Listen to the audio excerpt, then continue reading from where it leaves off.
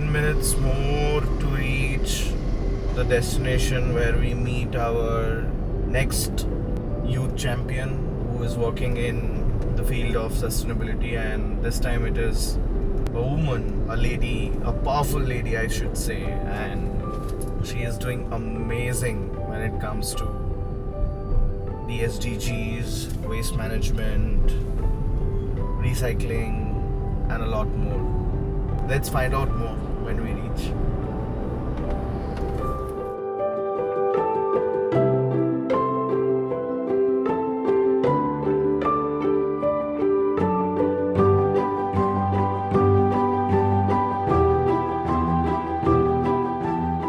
We are going to watch some of the wonderful waste management systems that has been done in household. It's not that difficult, but the expert is with us. She's an amazing entrepreneur. Nilima, hi. Hi Punya.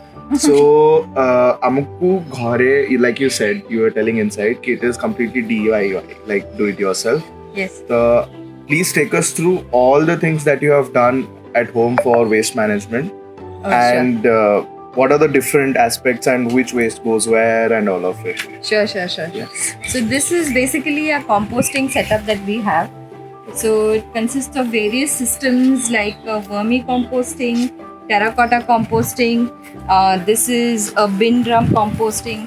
That is like a DIY composting in an HDP plastic drum.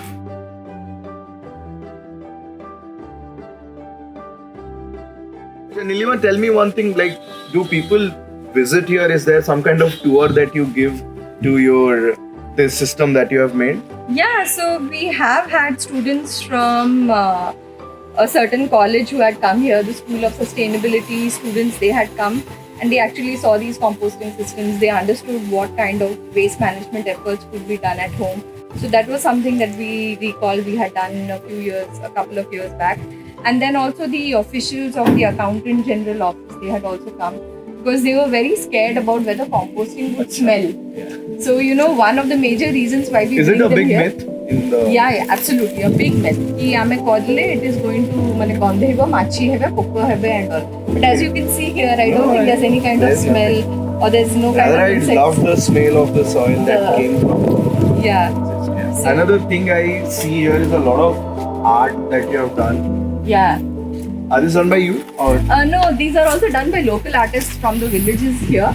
So we had used their services to kind of create some kind of messaging this is about composting. It just shows how everyone can compost basically, and everyone can start from their own homes.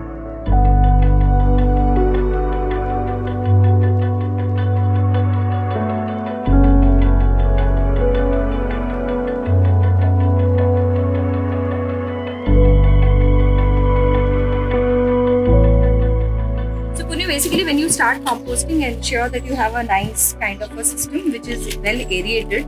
So, take holes pass kariba katha and all. Like if you have a paint drum, just drill in a few holes. Then add in a layer of like a cardboard or something like that. And then the wet waste that you get throughout the day, just put in the wet waste. Nicely spread it. And then crush dry leaves.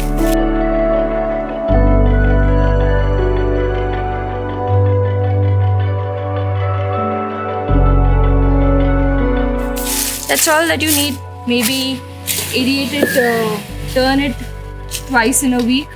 You can add in some kind of curd so that it can act as an aerator or an accelerator. So if there is no such big rocket science, why do people don't compost waste? Because I think people think that it's dirty. It's the work of the government. So why should I compost? Why should I take so much of headache to do it? And people's mentality is that the waste should go out of the house. It should not be in my house. So there's a terminology called as NIMBY. Not in my backyard. Not in my backyard.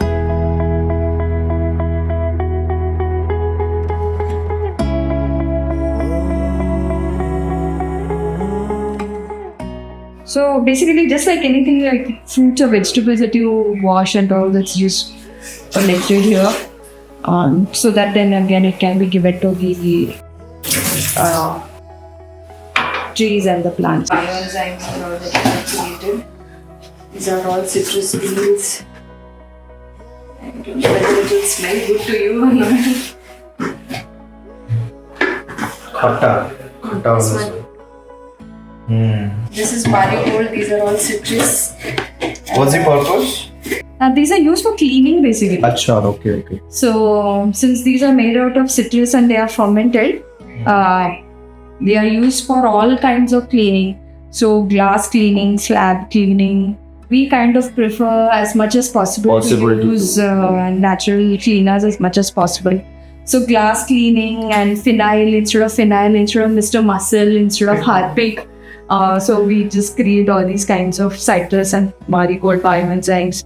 So bioenzymes can be created out of any kind of products. So after you make the lemon, the peels are just used to make bioenzymes.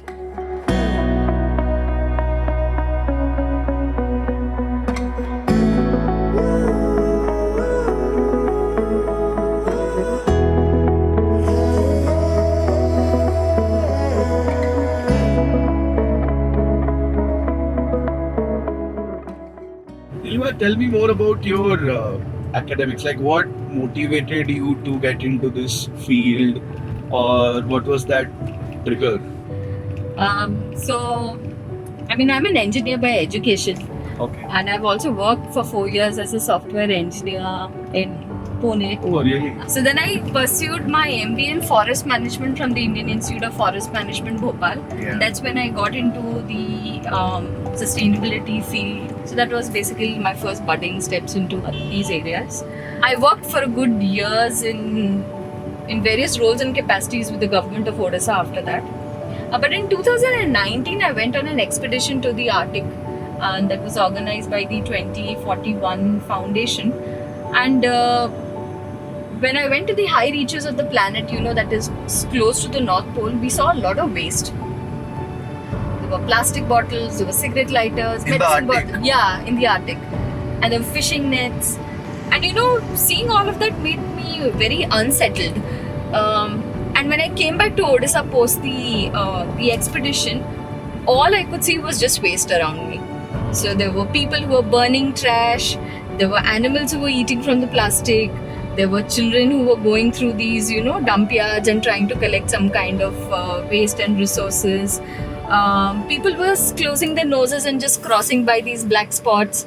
So I think that's when the kick started, and I realized that if I need to do something about the waste systems, I have to be a part of the system. And that's when we registered our organization, Seaway Green Solutions, in 2019.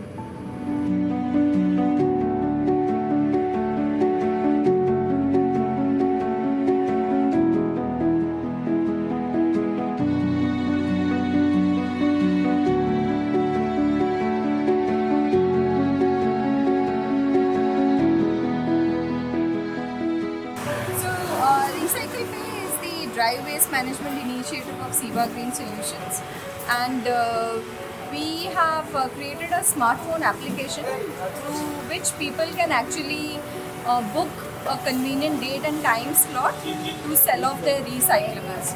So we're trying to incentivize and monetize the recycling of waste systems and dry waste systems. So we accept paper, plastics, cardboard, electronic waste, metal waste, glass waste, etc.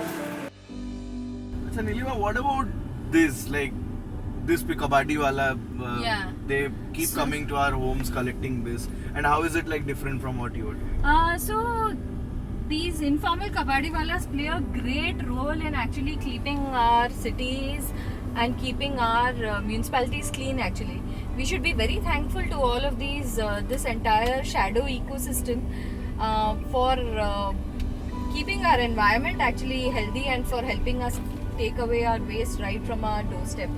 Through the Recycle Pay initiative, we are also trying to strengthen the Kabadiwala informal organize ecosystem. This informal sector.